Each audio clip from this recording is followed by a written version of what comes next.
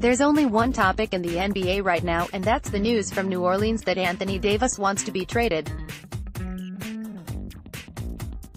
Every team that's even a somewhat feasible destination is probably sending the Pelicans trade offers as I write this, and that includes the Portland Trail Blazers. The Blazers have a combination of quality veterans and promising youngsters that might interest New Orleans, and they are a very reasonable trade target. However, other players will be on the move before the deadline besides Davis, and lesser players are far more likely to be traded than a megastar like Davis, who will require the best possible package for the Pelicans to make a deal. Here are 5 players who should be of interest to the Blazers. Tomas Satoransky. If the Wizards decide to cut bait on this season, which they should, they have quite a few veterans who they could trade away for future assets. One of the best of these players is Satoransky, who is a high-quality reserve combo guard who can play and defend across 3 positions. A tough defender who's a reasonably strong outside shooter, 41.6% from 3 on 1.8 attempts, and secondary playmaker, Satoransky would be a good fit alongside Damian Lillard and CJ McCollum, as well as a solid option to lead the bench unit without them. The Wizards would probably be looking for young players and second-round picks, so something like Stauskas and Caleb Swanigan plus a second-round pick or 2 could work. Terrence Ross has cooled after an exceptionally hot start, but he remains one of the best bench scorers and shooters in the NBA.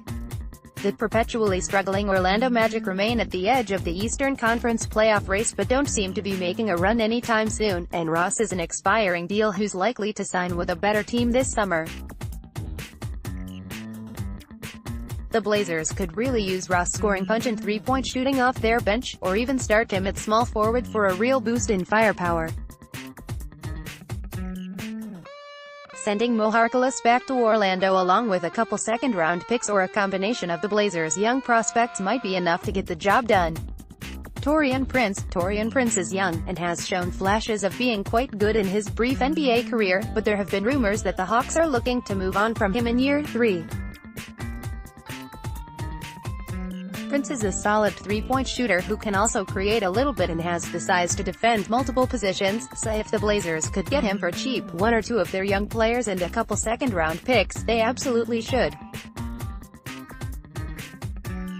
Could not only help them this year, but could even grow with them over the next few years as a potential part of the core. Rodney Hood is not particularly great, but he is a capable three-point shooter, 36% on 3.4 attempts, who at least has the size and length to cover multiple positions defensively, even if defense isn't actually a strong point of his. The Cavs are also looking to send as many of their veterans packing as possible, and Hood is probably the player on here who will require the least return.